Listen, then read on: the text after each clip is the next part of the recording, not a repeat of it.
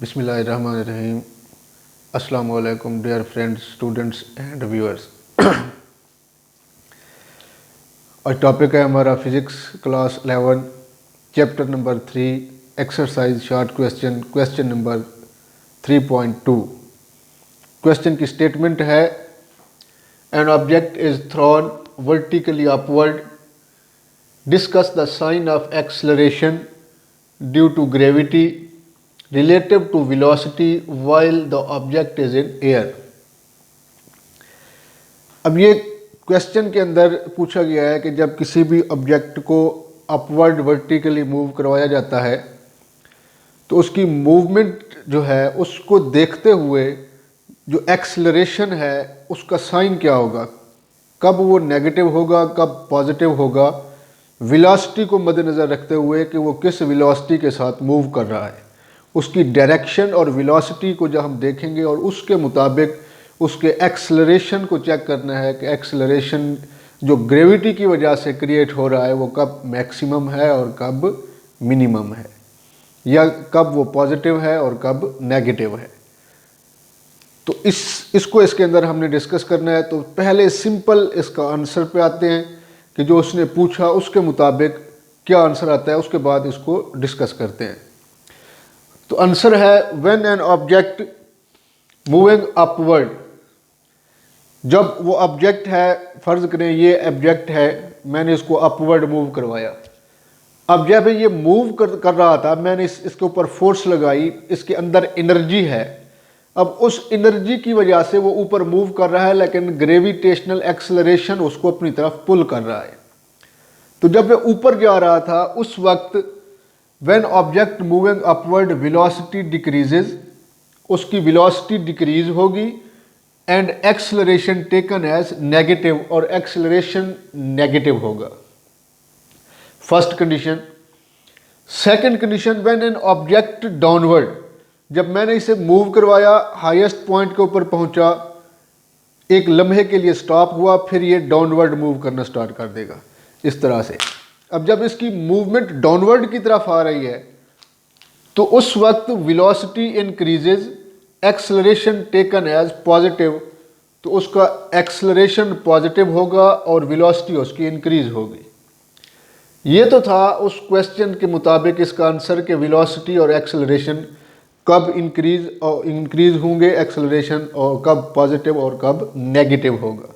अब ये क्यों ऐसा हुआ है कि वेलोसिटी क्यों डिक्रीज हो रही है, एक्सेलरेशन को नेगेटिव क्यों लिया, फिर यहाँ पे वेलोसिटी इंक्रीज क्यों हो रही है तो एक्सेलरेशन को पॉजिटिव क्यों लिया।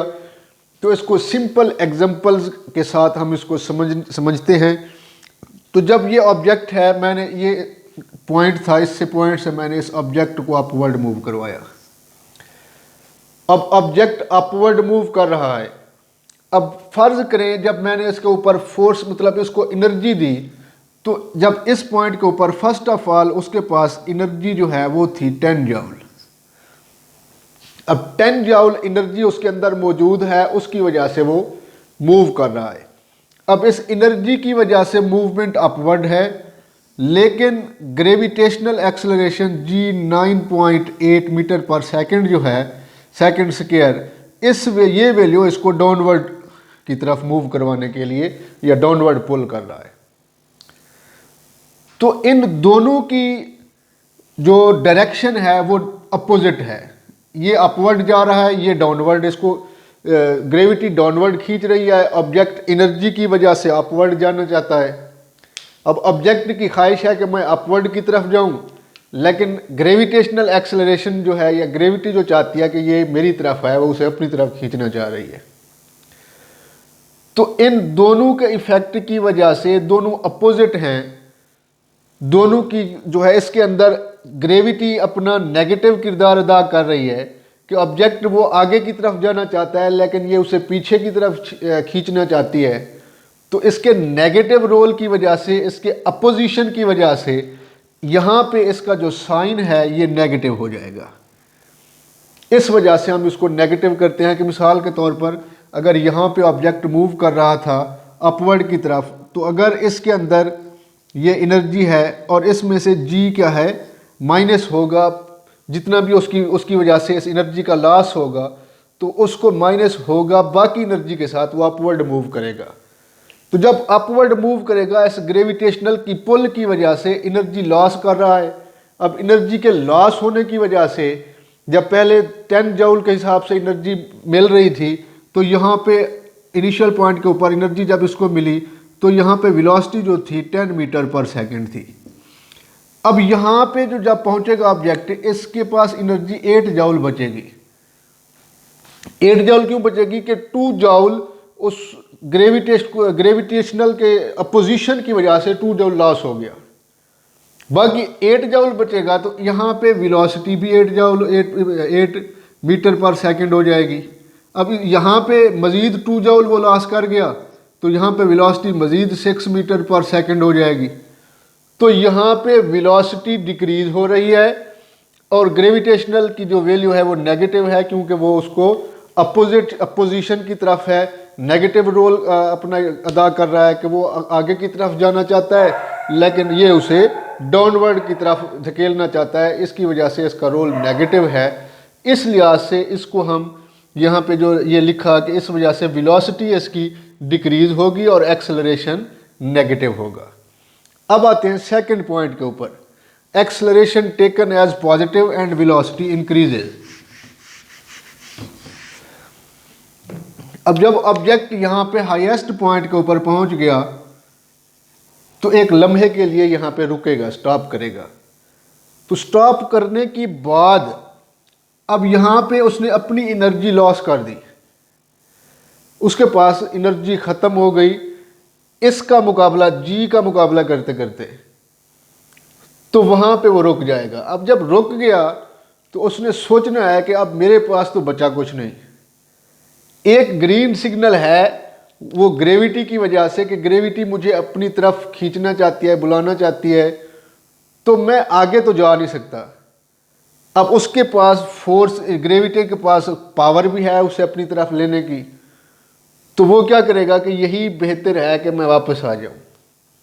तो जब वो वापस आएगा, जी इसको अपनी तरफ पुल कर रहा है, तो जब ये डाउनवर्ड डायरेक्शन के अंदर ये आएगा तो उसकी भी यही डिज़ायर है वापस आने की। अब ग्रेविटी भी उसको अपनी तरफ खींच रही है, दोनों की सेम थिंकिंग मीन मुस्बत उसका किरदार अदा कर रहे हैं, तो दोनों एड अप होंगे। ये ऑब्जेक्ट था वो भी नीचे आना चाह रहा है, जी भी, दोनों एड अप हो रहे हैं। इसकी वजह से जी को हम क्या करते हैं, पॉजिटिव। यहाँ पे जी और दोनों सेम डायरेक्शन के अंदर हैं, एक दूसरे को अपोज नहीं कर रहा है, इसलिए साइन पॉजिटिव। अब आते हैं वेलोसिटी की इंक्रीज होने पे कि वेलोसिटी क्यों इंक्रीज होगी। कि एक लॉ है कि ग्रेविटी हाइट के लिहाज से उसका इफेक्ट चेंज होता है कि जो जो हाइट बढ़ती जाती है इफेक्ट ऑफ ग्रेविटी जो है वो कम होता जाता है। अब यहाँ पे उतना ग्रेविटेशनल पुल नहीं थी जितना यहाँ पे होगी, हाइट जैसे ही डिक्रीज होती आ रही। जब पुल बढ़ता गया उसका, तो उसके ऊपर अप्लाइड जो फोर्स है ग्रेविटी की वजह से वो भी बढ़ती जाएगी। फोर्स के बढ़ने से उसके अंदर उसकी वेलोसिटी बढ़ेगी। जब वेलोसिटी उसकी बढ़ेगी तो इस वजह से फोर्स के बढ़ने से वेलोसिटी भी बढ़ती जाएगी। तो इसलिए हम कहते हैं when object moving downward velocity increases, acceleration taken as positive. ये तो था एक कॉन्सेप्ट इस क्वेश्चंस के मुताबिक भी कि एक्सेलरेशन और वेलोसिटी के ऊपर क्या इफेक्ट होता है। एक्सेलरेशन जो है जब अपवर्ड मूव करेगा तो वेलोसिटी डिक्रीज होगी और एक्सेलरेशन नेगेटिव होगा। जब डाउनवर्ड की तरफ मूव करेगा तो उसकी वेलोसिटी इंक्रीज होगी और एक्सेलरेशन पॉजिटिव होगा।